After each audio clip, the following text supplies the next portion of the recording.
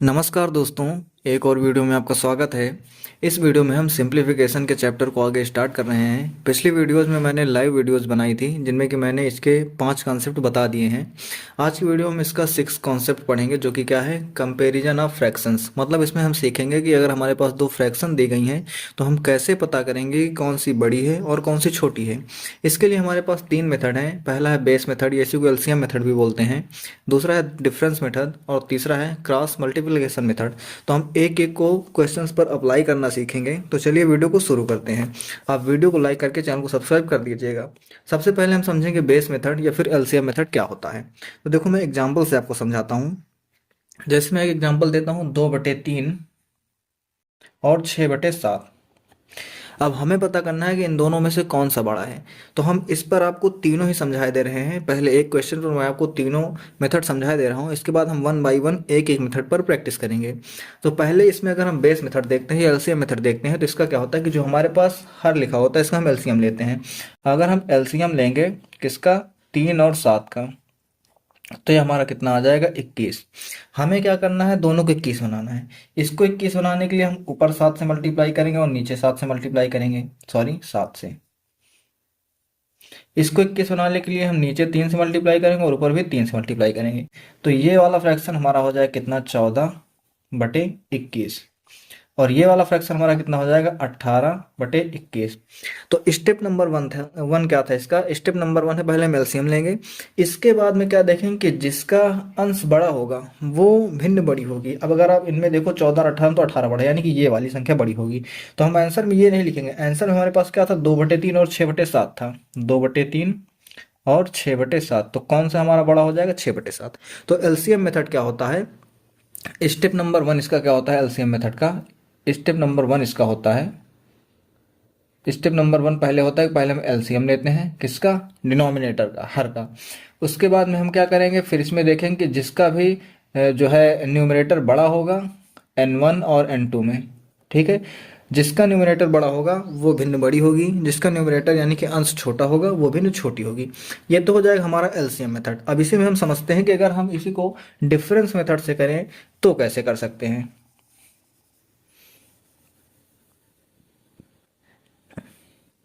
Question हमारे पास लिखा हुआ था 2/3 और 6/7। अब डिफरेंस मेथड के अंदर भी दो रूल आते हैं। दो रूल क्या क्या आते हैं इसमें, एक तो होता है जो हमारे पास फ्रैक्शन होती है वो दो तरीके होती है। एक तो होती है प्रॉपर फ्रैक्शन, प्रॉपर, और दूसरी होती है इम्प्रॉपर। प्रॉपर में क्या होता है, प्रॉपर का मतलब होता है जिसका जो न्यूमरेटर होता है वो डिनोमिनेटर से छोटा हो। जैसे 1/2, 3/4, 6/7, इस तरह के, ठीक है। अंश छोटा होना चाहिए। इम्प्रॉपर क्या होती है, जिसमें अंश बड़ा हो, यानी कि डिनोमिनेटर छोटा हो और न्यूमरेटर बड़ा हो। कैसी, जैसे 6/4, 7/2, 8/5। तो इनमें अगर आप देखो तो इनमें क्या है, ऊपर वाली संख्या बड़ी है। तो दोनों के लिए अलग अलग रूल होता है। अलग अलग रूल क्या होता है, जैसे यहाँ पर अगर आप देखो तो ये दोनों क्या है, प्रॉपर फ्रैक्शन, क्योंकि इनमें ऊपर वाली संख्या छोटी है। इस केस में हम क्या करते हैं, सबसे पहले तो इनका हम डिफरेंस देखते हैं। इनका दोनों को डिफरेंस देखो, 1 आएगा। इनका दोनों को आप डिफरेंस देखो कितना आएगा, 1 आएगा। सबसे पहले इनका डिफरेंस देखेंगे।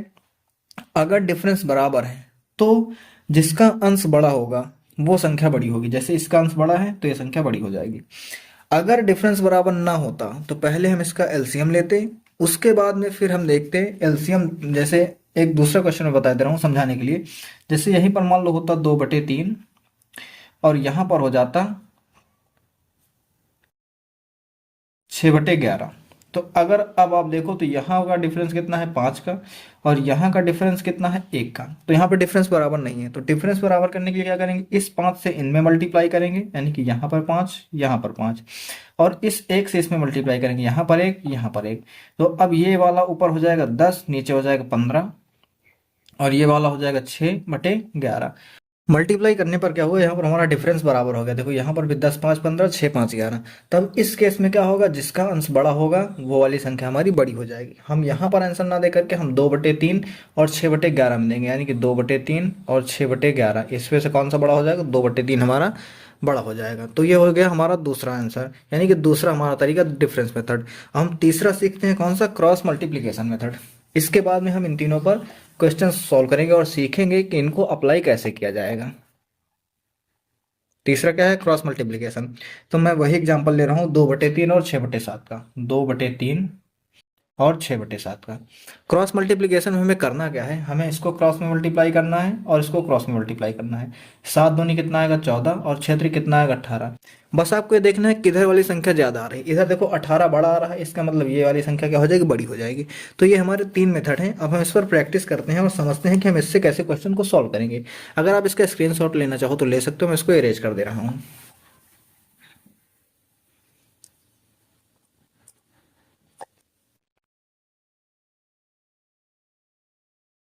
पहला क्वेश्चन लिखा हुआ है 5/11, 7/12, 5/11, 7/12, 8/13 और 9/17। 8/13 और क्या है, 9/17। ये हमारे पास क्वेश्चन है। हमें इसमें बताना है कि स्मॉलेस्ट कौन है, यानी कि सबसे छोटा कौन है। तो इसमें हमें क्या बताना है, स्मॉलेस्ट, सबसे छोटा कौन है। तो हम इसको क्या करेंगे, जितने भी क्वेश्चंस मैं आपको बताऊंगा मैं आपको तीनों मेथड से बताऊंगा। उससे क्या होगा, आपको तीनों मेथड आसानी से समझ में आ जाएंगे। अगर हम एलसीएम मेथड देखते हैं तो हमें इसमें एलसीएम लेना पड़ेगा। अच्छा एक चीज़ और है, क्वेश्चन में आपको सॉल्व करने टाइम वो मेथड अप्लाई करना है जो कि सबसे ज़्यादा आसान हो। अगर आप यहाँ पर देखो एलसीएम लोगे तो 11 12 13 17, इनका एलसीएम बहुत ज़्यादा आ जाए। क्यों, क्योंकि ये सभी प्राइम नंबर्स हैं। तो इस केस में हम क्या कर लेंगे, मतलब इनमें कुछ भी कॉमन नहीं है। तो अब हम इस केस में क्या करेंगे, क्रॉस मल्टीप्लिकेशन यूज करेंगे, क्योंकि वो थोड़ा आसान पड़ जाता है। तो क्रॉस मल्टीप्लिकेशन में हम क्या करते हैं, क्रॉस में मल्टीप्लाई करते हैं। हमें क्या करना है, सबसे छोटा ढूंढना है। तो पहले अगर इन दोनों हम चेक करेंगे तो 12 पंचे ये 60 आएगा। इसमें मल्टीप्लाई करेंगे तो 11 सत्ते 77 हो जाएगा। हमें छोटा ढूंढना है, तो इन दोनों में छोटा कौन सा है, हमारा ये वाला छोटा है। ये वाला छोटा है, तो इसको हम क्या कर देंगे, ये हमारा कैंसिल हो गया, क्योंकि ये तो बड़ा हो गया है। अब हम इन दोनों में देखेंगे, इन दोनों में अगर देख रहे हैं क्रॉस मल्टीप्लाई करेंगे, 13 बचे कितना आ जाएगा, 65 आ जाएगा। और 11 8 कितना आ जाएगा, 88 आ जाएगा। इस केस में भी हमारा देखो ये वाला छोटा हो रहा है, तो मतलब ये वाला भी आंसर नहीं होगा। एक लास्ट और बच रहा है, इन दोनों में अगर देखेंगे तो कितना हो जाएगा, क्रॉस मल्टीप्लाई करेंगे, 17 पचे 85 आ जाएगा। और 11 9 कितना आ जाएगा, 99। अब इसमें भी आप देखो तो ये वाली संख्या बड़ी आ रही, मतलब ये भी आंसर नहीं। हमारा सही आंसर क्या है, 5/11।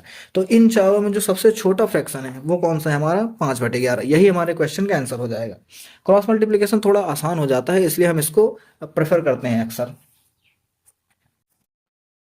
दूसरा क्वेश्चन समझते हैं। 8/11, 15/19,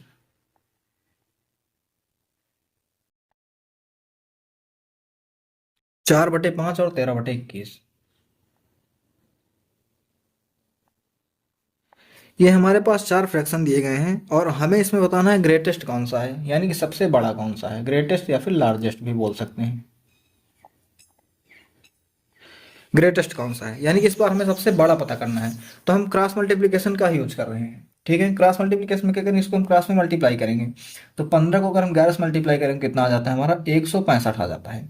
19 को 8 से मल्टीप्लाई करेंगे तो कितना हो जाएगा, 8 9 72, हासिल 7, 8 एकम 8, 8 7 15। ठीक है, अब इन दोनों में देखो आप, तो हमें ग्रेटेस्ट पता करना है, बड़ा वाला। इन दोनों में कौन सा बड़ा है, ये वाला बड़ा है, मतलब ये हमारा आंसर नहीं होगा। ठीक है, अब हम नेक्स्ट चेक करेंगे। इन दोनों में चेक कर ले रहे हैं, तो ये 15 बचे कितना हो जाएगा, 75 हो जाएगा। और 1900 कितना हो जाएगा, 76 हो जाएगा। कौन सा बड़ा है, 76 बड़ा है। तो ये वाला भी हमारा आंसर नहीं होगा। लास्ट में ये दो बच रहे हैं, इनका चेक कर ले रहे हैं। 21 कितना होता है, 84 होता है। 13 बचे कितना होता है, 65 होता है। कौन सा बड़ा है, 84 बड़ा है। तो ये भी हमारा आंसर नहीं होगा। सही आंसर क्या हो जाएगा हमारा, 4/5। यानी कि इन चारों भिन्नों में से हमारी सबसे बड़ी कौन सी भिन्न हो जाएगी, 4/5। यही हमारे क्वेश्चन का आंसर हो जाएगा।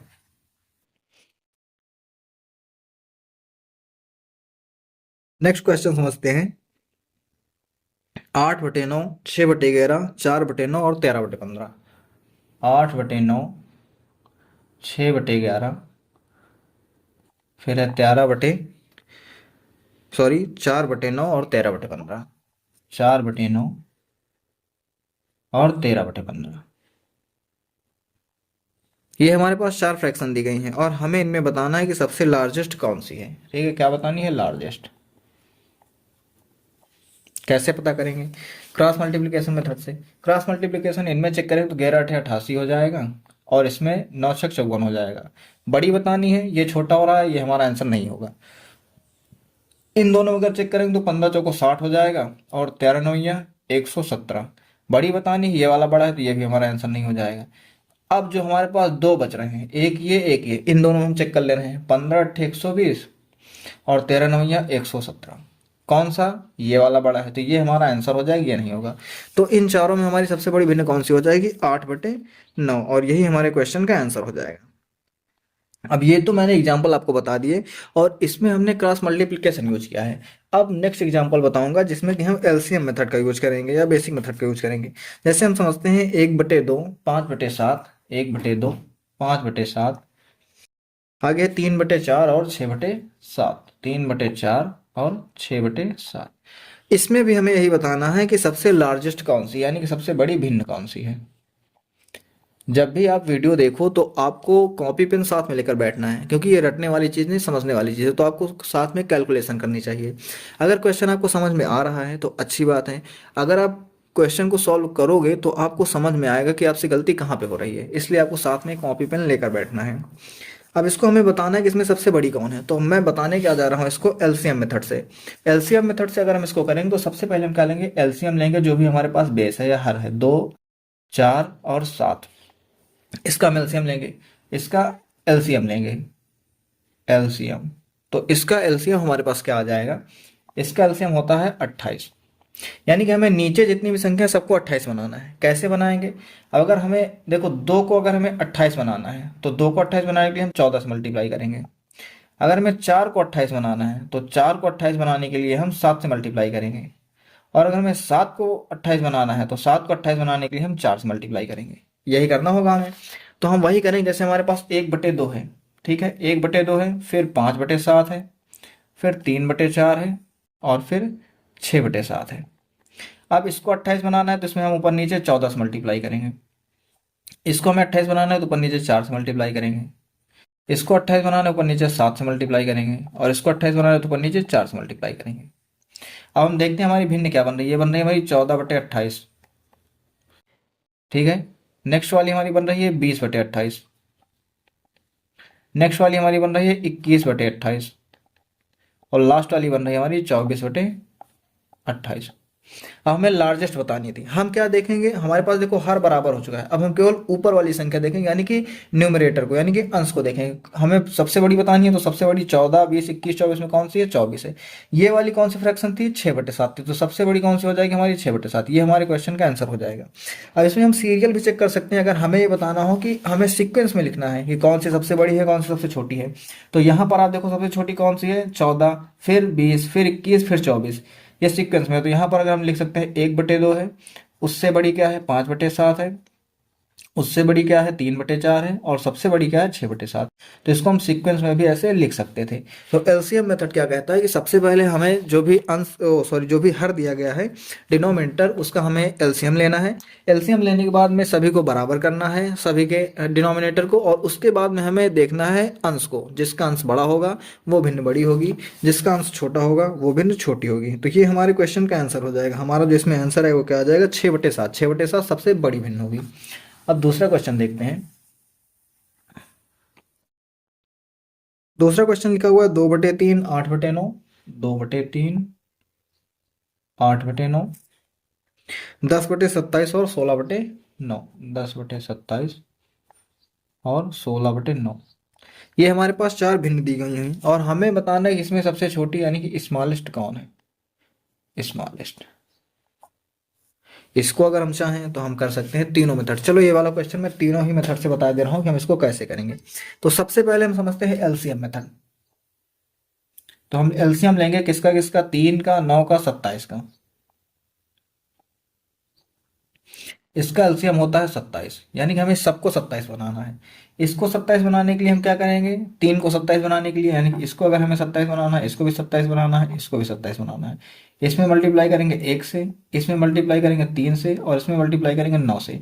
ये भी 27 बन जाएगा, ये भी 27 बन जाएगा, ये भी 27 बन जाएगा। मल्टीप्लाई करके देखते हैं, 3 वाले में 9 से मल्टीप्लाई करना, तो ऊपर 9 से मल्टीप्लाई करेंगे 18, नीचे कितना हो जाएगा 27। इसमें 3 से मल्टीप्लाई करेंगे, ऊपर करेंगे 8 से 24, और नीचे कितना हो जाएगा 27। इसमें 1 से मल्टीप्लाई करेंगे तो ये 10 और 27 सेम टू सेम रहेगा। इसमें 3 से मल्टीप्लाई करेंगे तो 16 3 48 और 9 3 27। अब हमें बताना स्मॉलेस्ट। अब देखो नीचे बराबर हो चुका है, ऊपर जो छोटा होगा वही छोटा होगा, तो 10 सबसे छोटा है तो ये सबसे छोटी भिन्न 10/27 हमारे क्वेश्चन का आंसर हो जाएगा। ये हमने बताया कौन सा मेथड, एलसीएम मेथड। अब इसी क्वेश्चन को हम करेंगे क्रॉस मल्टीप्लीकेशन मेथड से। क्रॉस मल्टीप्लीकेशन से कैसे करेंगे, क्रॉस मल्टीप्लिकेशन में क्या करना है, हमें क्रॉस में मल्टीप्लाई करना है। इसको मैं एक बार इरेज कर दे रहा हूँ जितना लिखा हुआ है, उसके बाद में हम इसी में बताएंगे आगे कि क्रॉस मल्टीप्लिकेशन मेथड का हम कैसे इसमें यूज करेंगे। इसको मैं इरेज कर दे रहा हूँ, ठीक है। अब देखो क्रॉस मल्टीप्लिकेशन में मैंने क्या बताया कि हमें क्रॉस में मल्टीप्लाई करना है। 9 को 2 से मल्टीप्लाई करेंगे 18, 3 को 8 से मल्टीप्लाई करेंगे 24। हमें क्या बताना है, स्मॉलेस्ट, तो हमें छोटी वाली लेनी। 18 छोटा है, ये हमारा गलत आंसर हो जाएगा। इन दोनों में देखेंगे तो 10 9 90, और 16 को 27 से मल्टीप्लाई करना है, तो 16 16 सत्ते 112, हासिल कितना हो जाएगा 11, 16 दूनी 32, और 32 11 हमारा कितना हो जाएगा 43, 432। तो सीधे सीधे दिखाई दे रहा है कि छोटी वाली संख्या ये है, तो ये वाला भी हमारा आंसर गलत हो जाएगा।